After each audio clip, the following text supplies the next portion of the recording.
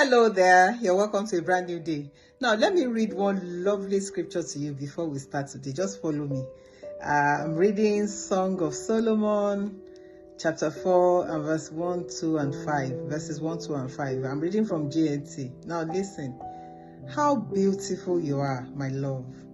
How your eyes shine with love behind your veil. Your hair dances like a flock of goats, bounding down the hills of Gilead. Your teeth are as white as sheep that have just been shorn and washed. Not one of them is missing. They are all perfectly matched. Your breasts are like gazelles, twin deer, feeding among lilies. Oh my God, you feel like reading it on and on. See, brethren, it is not a sign of spirituality not to be romantic. We just read the scriptures. That's what a lover, the kind of poem you should be writing to your spouse. Married. When we're not married, they tell us to abstain from these things, or don't touch and all that. But once you are married, let me tell you, romance is a glue that helps your marriage relationship, come together nicely. When there's no romance in your marriage, it's so monotonous. Everything is uninteresting. That's why you are looking for what is not lost out there. Create romance intentionally in your own home. It's not a sign of spirituality that both of you are just straight-faced. You even see some people, the way they behave with each other, you think they don't do anything at all. Meanwhile, they've had 7 children without AI, and you wonder how they did it.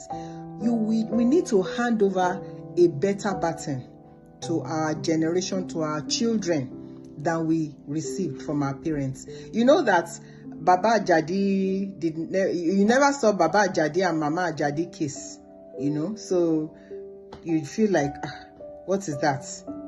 But your children need to see the right things in this generation. You need to demonstrate correct marriage before your children. Call each other pet names. Hold one another, kiss before your children. We're not saying make love before them. No, let them see that, you can. And, it's very, very therapeutic when you touch one another. All this tension that you are carrying about from left, right, center, from work, from what is happening in the nation, what is happening around. When you come together and just, smoosh and all that, it calms down tension. It makes everybody cool down. At least enjoy one another in the confines of your home. Let's awaken romance in our homes. All those romantic gestures, lovely notes, lovely gifts, dating each other. You don't have to spend money. The same dinner you're about to eat, just create petals. Just be creative. Put a candle, and eat together with nice romantic music. Dance in your home. Do a lot of those things. They are very, very important. They keep the fire burning. They keep the fire of our love burning. And of course, you can't be romantic towards each other when you are fighting and you are quarreling and keeping malice. Sort out your scores and enjoy one another's presence and be affectionate towards each other. Enjoy your marriage. All these things are very, very important. I know that when I travel, I usually see, those of who are brethren of white color, they hold hands, they talk. I remember some of the retreats we even had when we had a congregation that was predominantly white.